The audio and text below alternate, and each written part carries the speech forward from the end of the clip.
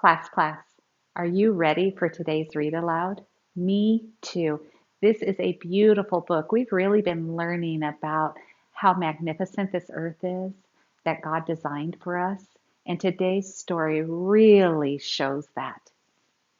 Nature recycles. How about you? This book is written by Michelle Lord and illustrated by Kathy Morrison. The decorator sea urchin lives in the Atlantic Ocean. The water is warm, but he covers up. Urchin wears colorful algae, rocks, or coral. He wears ocean refuse, like old oyster shells. These coverings protect him from rough waves and from the sun's strong rays. The decorations might even help the urchin hide from predators. He looks ready for a party dressed in his recycled green and pink outfit.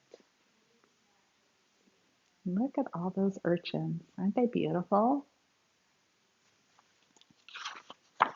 The hermit crab. The hermit crab cannot grow his own shell. He finds a sea snail's shell in the sand. He makes it his new home. The shell protects his soft body from predators. When he outgrows it, he will search for a larger home.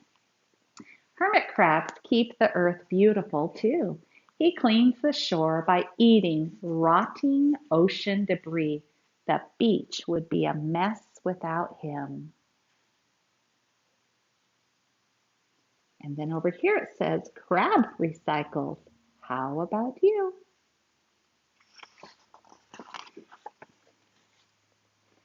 Tea-kettle, tea-kettle, the Carolina wren sings. In April, the female lays 5 eggs in Dad's old boot. The wren and her mate gathered twigs, spider webs, leaves, trash, and snake skin. They built a cozy nest from these discarded materials. They used feathers and dog hair too. This made a warm bed for their eggs. Do you see their nest down there? Wren recycles. How about you? Yip, yip, yip. In the hot Sonoran desert, an elf owl searches for a place to nest. Her yellow eyes spot an old woodpecker hole in the 100-year-old saguaro cactus. She reuses this abandoned hole. This recycled hollow is a safe home for her and her 3 chicks. Owl recycles. How about you? Ooh, look at this one. A veined octopus lives in the Indian Ocean. He explores the ocean floor. Octopus finds empty coconut halves. He carries the coconut halves for later use. Poof! When the octopus senses trouble, he claps the coconut together and hides inside. Look at him down there in that coconut shell. Octopus recycles. How about you?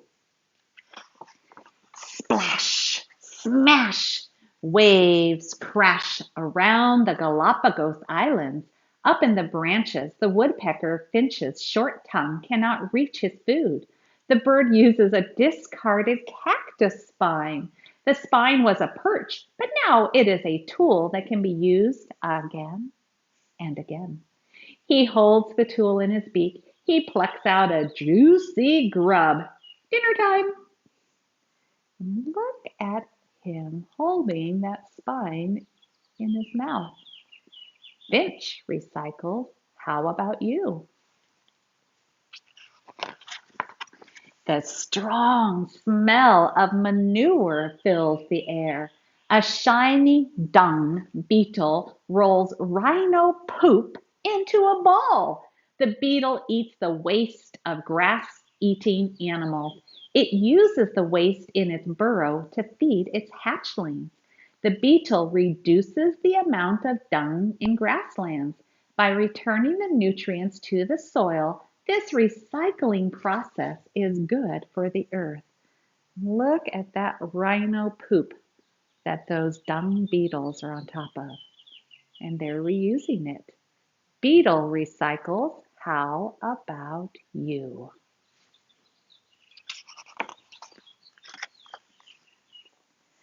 Sizzle, scorch. A huge tower bakes on the hot savanna. Sand and dead plants are turned into a new nest by some mound-building termites. When they abandon their mound, snakes, birds, or mammals move in. These animals recycle the mound too. They use it as a shelter of their own. Do you see those little critters using the mounds? Termite recycles. How about you? Water rushes down the stream. Here, a caddis fly larva builds a case around itself. Instead of brick or log walls, it recycles small pebbles, sand, or other discarded river items. Homemade glue sticks it all together. The larva's little stone house protects it from hungry trout. Larva helps keep the river clean too. It eats dead leaves and debris. Look at them busy at work down there eating dead leaves and debris. Larva recycles. How about you? Drip, drip, drop. Deep in the rainforest, a bromeliad plant fills with rain. The poison dart frog carries his babies on his back. He looks for a home for his tadpoles. He drops each tadpole into its own water-filled bromeliad leaf or even a Brazilian nut pod tossed out by a blue and gold macaw. The tiny father feeds them until they grow into froglets. Frog reuses leaves and nut pods as cradles for his young. Look at those little frogs in there. Frog recycles. How about you? Buzz. Pesky flies nip at an Asian elephant's wrinkled hide.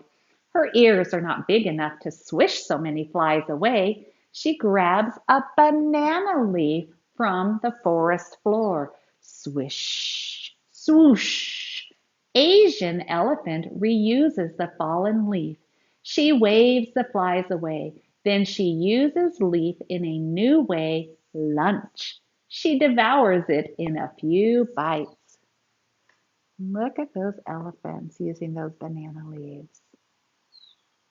Elephant recycles. How about you?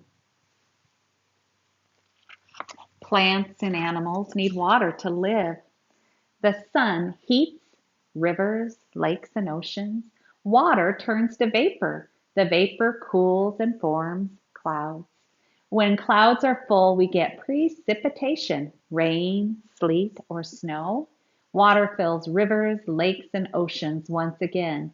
The earth recycles water over and over. Look at all those different forms of water there.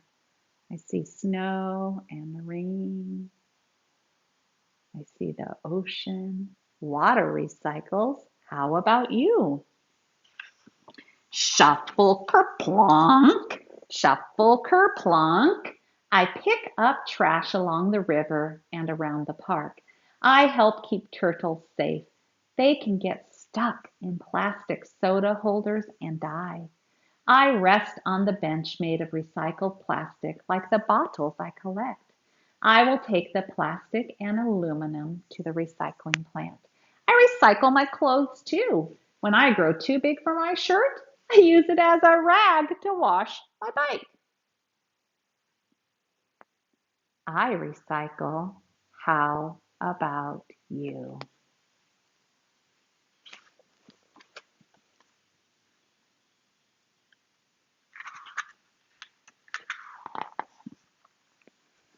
And then there's a really cool map here that shows all the different places around the world where animals are recycling, reusing, or repurposing.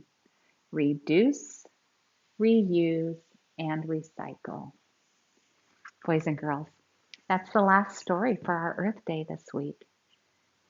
So I want you to be thinking about what a beautiful place we live in and be so thankful to God for all He's created and see what you can do.